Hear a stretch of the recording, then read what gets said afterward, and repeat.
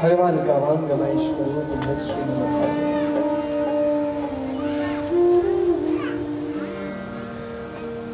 और कहाँ प्राप्त हो रहा है सभी, तो यह चंबल नदी का परम पावन तट। यद्यपि यह क्षेत्र लोकोपचार में विख्यात से ज्यादा कुख्यात हुआ करता था कोई समय, चंबल के बिहड़ के डाकू हुआ करते थे, परंतु हमारे बाबा महाराज जैसे परम तपस्वी संतों ने इस कुख्यात क्षेत्र में भी पधार कर अपनी तपस साधना से इस क्षेत्र को परम पावन पवन पवित्र कर दिया और इसकी ख्याति आज संपूर्ण विश्व में है। जिधर देखें उधर वैष्णव ऊर्ध्व पुंड तिलक लगाए हुए हमारी निम्बार के परंपरा का दिव्य चिन्ह धारण किए हुए घर घर में वैष्णव विद्यमान है। धन्य है वो तपोमूर्ति हमारे बाबा सुखदेवदास जी महाराज, जिन्हें हम कभी बाल्यावस्था में श्रवण किया करते थे, जिनकी कथाओं में कई बार जय जय के साथ में हमारे आचार्य श्री के सानिध्य में बैठकर उनकी कथा श्रवण करने का अवसर मिलता था। और दिव्य उनकी उस जिस वाणी में स्वयं सरस्वती विराजमान रहती थी, ऐसे हमारे बाबा महाराज के दिव्य वाणी, संगीत सम्राट, जिनके सुमधुर स्वरों से जब भगवत गुणानुवाद प्रवाहित होता था, हमारे आचार्य श्री श्रवण करके स्वयं गदगद हो जाया। ऐसे आज बाबा महाराज के निमित्त जब मुझे अपनी वाणी से भगवत गुणानुवाद करने का अवसर प्राप्त हो रहा है, तो मैं स्वयं को अत्यंत गौरवान्वित अनुभव करता हूं। बोले बाबा सुखदेवदास जी महाराज की जय, पंडित किशोरीदास जी महाराज की जय, बिहारी दास जी हमारे जैसे कहा करते हैं कि भाई एकमात्र ऐसे संत हैं जिनके नाम के आगे पंडित लगता है, अन्यथा तो विरक्त संतों के आगे या तो शरण दास, बस यही हमारे वैष्णवों की परंपरा है। पर वो इतने बड़े विद्वान कि उनके आगे पंडित लगाया जाता है। ऐसे किशोरीदास जी महाराज, बिहारीदास जी महाराज, जिनका आश्रय प्राप्त करने वाली हमारी बहन जी सरोज देवी जी,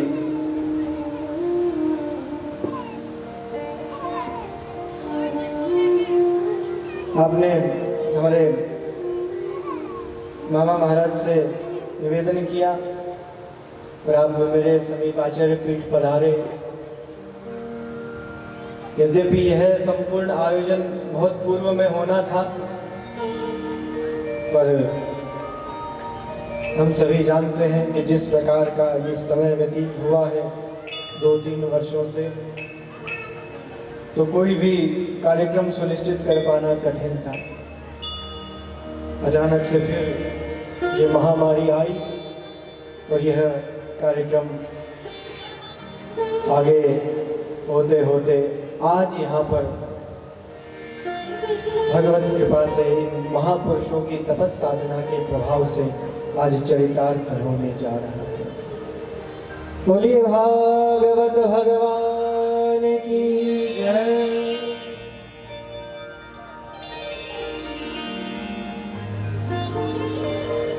आप हम सभी जिन श्रीमद् भागवत का आश्रय लेकर भगवान गुणानुवाद कर रहे हैं, उन श्रीमद् भागवत का महात्म्य कैसा है, क्या महत्व है कथा श्रवण करने का। जब तक किसी कार्य को करने के पीछे हमें उसका महत्व ज्ञात न हो, अनेक विद्वान बैठे हैं यहाँ पर, जब तक किसी कर्म को करने से पूर्व उसका फल प्राप्त होगा कि न होगा ये हमें ज्ञान न हो, तब तक उसमें हमारी अनुरक्ति नहीं, तब तक गति नहीं है। आप हम सभी जब कोई कर्म करते हैं तो पता होता है कि इसका फल क्या है, और जब हमें पता हो कि इस कर्म का फल इतना श्रेष्ठ होगा तो फिर पूर्ण मनोयोग के द्वारा वह कर्म किया जाता है।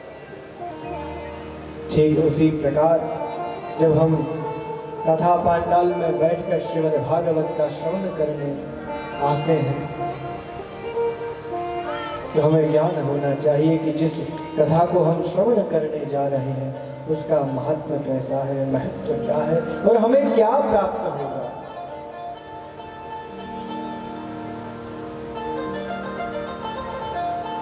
श्रीमद् भागवत को श्रवण करने से क्या प्राप्त नहीं होगा ऐसा नहीं है, क्या नहीं प्राप्त होगा ऐसा है, सर्वस्व प्राप्त होगा है, सभी कुछ मिल जाता है। क्योंकि हमारे यहाँ पर शास्त्रों में विधान है, किसी इच्छित वस्तु को प्राप्त करने के लिए किन्हीं विशेष देव का यजन किया जाता है, भजन किया जाता है, यज्ञानुष्ठान किया जाता है। पर यदि सर्वस्व की आकांक्षा हो, सब कुछ प्राप्त करना हो, तो फिर और कोई हमें सब कुछ प्रदान नहीं करता। कौन करते हैं? तो हमारे परमाराध्य भगवान युगल सरकार वृंदावन नित्य निकुंज विहारी श्यामा श्याम तीव्रेण भक्ति योगेन यजेत पुरुषं वरम। जब सर्वस्व की आकांक्षा हो तो कहीं और जाने की आवश्यकता नहीं, अभी तो हमारे प्रिया प्रीतम युगल सरकार के सानिध्य में आ जाइए, आपको सब कुछ प्राप्त हो जाएगा।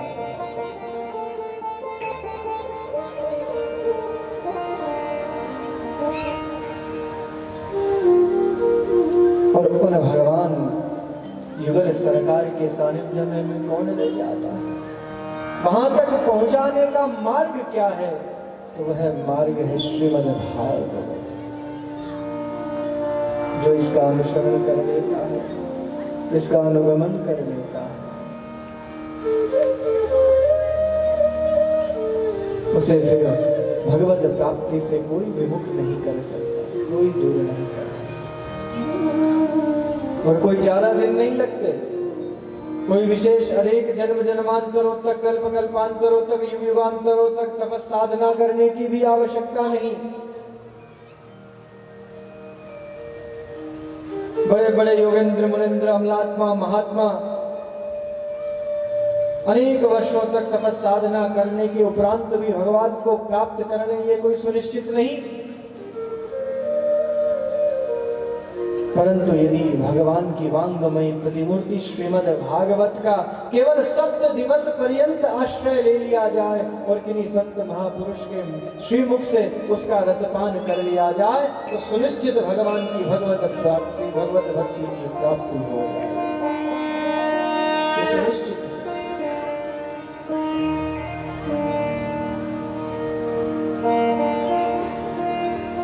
यह श्रीमद् भागवत भगवत प्राप्ति का सर्व श्रेष्ठ और सरल साधन, जहां भगवत भक्ति का वर्णन आता है। भगवान सुखदेव ने हम सभी के लिए 2 प्रकार के साधनों का वर्णन किया। जो मार्ग हमें प्रिय लगे, श्रेष्ठ लगे, उस मार्ग का अनुसरण करके भगवत भक्ति के द्वारा भगवान को प्राप्त किया जाता है। श्रवणम कीर्तनम विष्णोः स्मरणम पाद सेवनम अर्चनम वंदनम दास्यम सख्यम आत्मनिवेदनम। उन 9 भक्ति में सर्वप्रथम कौन सी भक्ति का वर्णन आता है? श्रवणम, श्रवण। क्योंकि श्रवण भक्ति सरल है। प्रथम अनुरक्ति, प्रथम भक्ति संतन कर,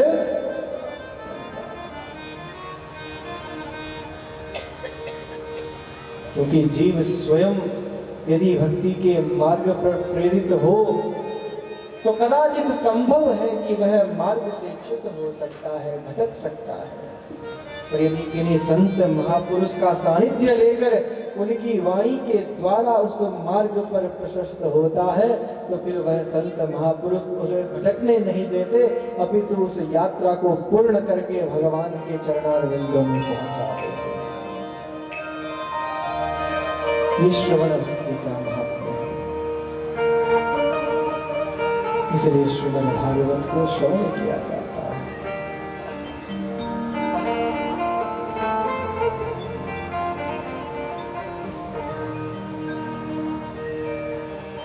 जिस प्रकार इस शरीर को स्वस्थ रखने के लिए हम औषधि का पान करते हैं, और औषधि का पान कहाँ से किया जाता है? तो मुख के द्वारा, रसना के द्वारा उसका पान किया जाता है। उसी प्रकार इस आत्म तत्व को पुष्ट करने के लिए, सुरक्षित रखने के लिए भगवत कथा रूपी इस रस का पान किया जाता है। और वो कहाँ से? तो वो कर्ण रंध्रों के द्वारा पान किया जाता है, जो सीधे हृदयस्थ होकर हमारा कल्याण कर देता है। ये वह श्रीमद् भागवत रस है।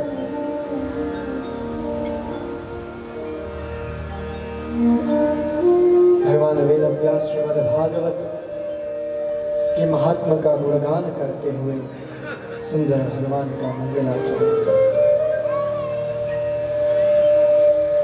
जिन भगवान की कथा का वर्णन करने जा रहे हैं उन्हें भगवान श्री कृष्ण का स्वरूप कैसा है? सच्चिदानंद रूपाय विश्वोत्पत्त्यादि हेतवे तापत्रय विनाशाय श्री कृष्णाय वयं नमः। श्री कृष्णाय वयं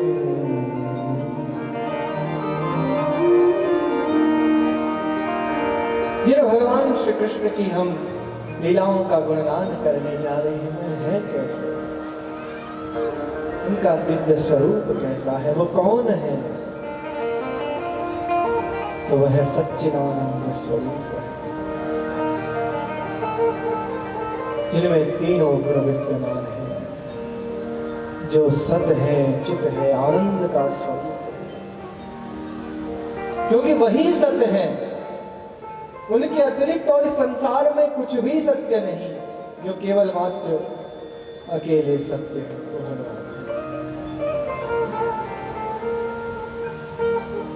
बाकी सब कुछ कभी न कभी समाप्त होने वाला है। जो केवल एकमात्र विद्यमान रहने वाले हैं वो सत स्वरूप केवल भगवान है।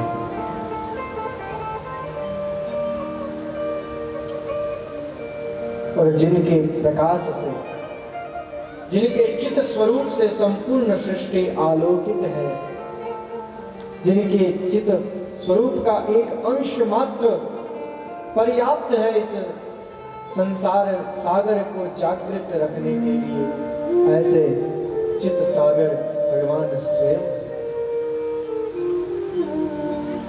और जिस आनंद की हम अनुभूति करते हैं, वस्तुतः तो हम आनंद प्राप्त कर ही नहीं पाते। इस लौकिक सुख को आनंद नहीं कहा जाता, ये तो सुख मात्र है। वो आनंद तो अवर्णनीय होता है, अलौकिक होता है। तो वह आनंद क्या है? वो स्वयं भगवान है। आनंद कंद नंद नंदन भगवान श्री कृष्ण को प्रणाम करते हैं। बोलिए श्री कृष्ण चंद्र भगवान की। सच्चिदानंद स्वरूप भगवान।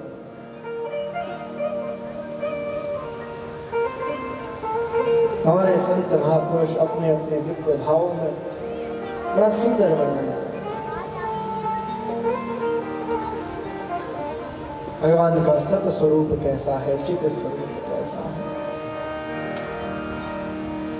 और किस प्रकार भगवान का स्मरण करने से हमें आनंद मिल जाता है। ये आप हम सभी जानते हैं कि जो आनंद भगवत गुणानुवाद में, भगवत चिंतन में हमें प्राप्त होता है वो और कहाँ मिल सकता है। माता जी बैठी हैं आगे, जिनके हाथ में सुंदर माला सुशोभित है और जप चल रहा है।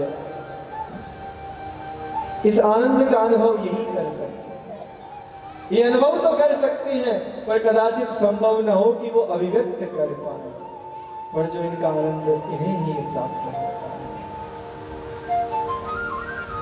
ऐसे आनंद स्वरूप भगवान का ध्यान, और उनका कार्य क्या है, वो करते क्या है।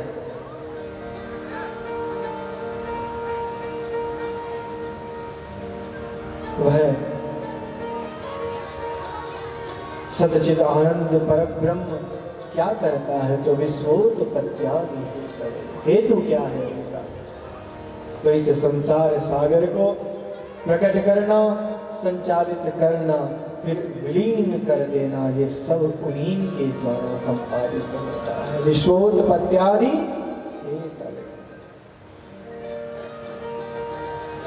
स्थेम सृष्टिलय मोक्ष कारण व्यापिनम परम सत्यमम सिनम नौमि नंदनिह चंदनम। हमारे आचार्यों ने बड़ी सुंदर व्याख्या की है।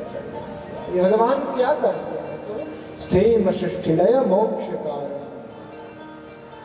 इस सृष्टि को प्रकट भी वही करते हैं, इसका संचालन भी वही करते हैं, और फिर जब मन भर जाता है हम सब जीवों की क्रीड़ा को देखकर, तो फिर इस संसार को विलीन भी कर देते हैं। स्थेम सृष्टिलय मोक्ष कारण, ऐसे सच्चिदानंद स्वरूप भगवान, उनका हमें ध्यान करना चाहिए। क्यों करना चाहिए? क्योंकि उनके ध्यान करने मात्र से ही तापत्रय विनाशाय, जितने भी ताप है, संताप है, आदि व्याधि रोग जो हम सभी को निरंतर घेरे हुए हैं, उन सब का शमन केवल भगवान के स्मरण मात्र से होता है। भगवान श्री कृष्ण के दर्शन, तापत्रय विनाशाय। यहां पर तो केवल त्रिविध तापों का वर्णन है, दैविक, भौतिक, दैहिक, जितने भी ताप हैं, इन सभी का स्मरण कैसे होता है? भगवान का चिंतन करने से। तापत्रय विनाशाय कृष्णाय नमः। उन भगवान का स्मरण करते हुए हम श्रीमद् भागवत के महात्म्य में प्रवेश करें। उससे पूर्व हमारे आद्याचार्य श्री निम्बार्क भगवान द्वारा सुंदर हमारी परमाल्लाधिनी शक्ति भगवती श्री राधा जी का जो दिव्य गुणगान किया गया है, राधाष्टक का, उसका हम सभी पाठ करते हुए, जिन्हें भी स्मरण है मेरे साथ में गाएंगे।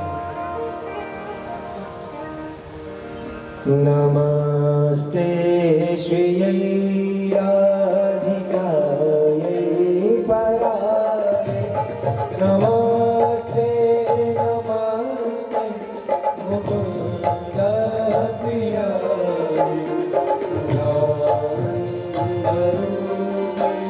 प्रसीद त्वमन्ता प्रकाशे स्फुरन्ति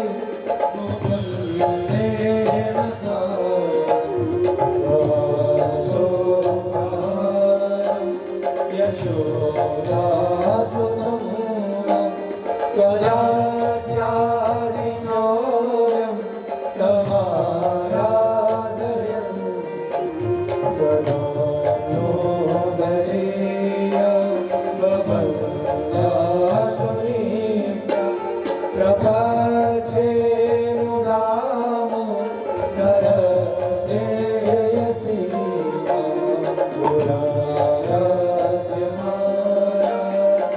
वैष्णवसेतं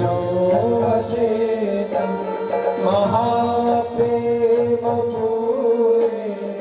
राधा विना स्वयं रामदीर्घ हरो प्रेमयच्च प्रपन्नाय मे कृष्णरूपे समस्तम् नमस्ते नमस्ते।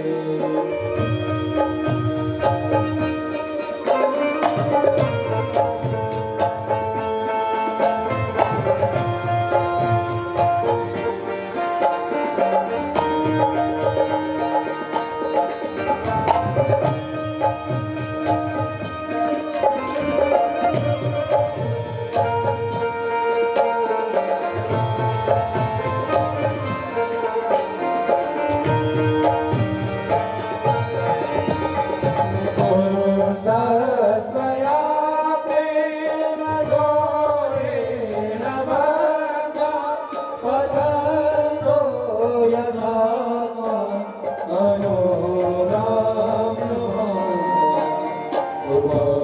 उपक्रीडयन् आगमेवानुगच्छ कृपावर्तते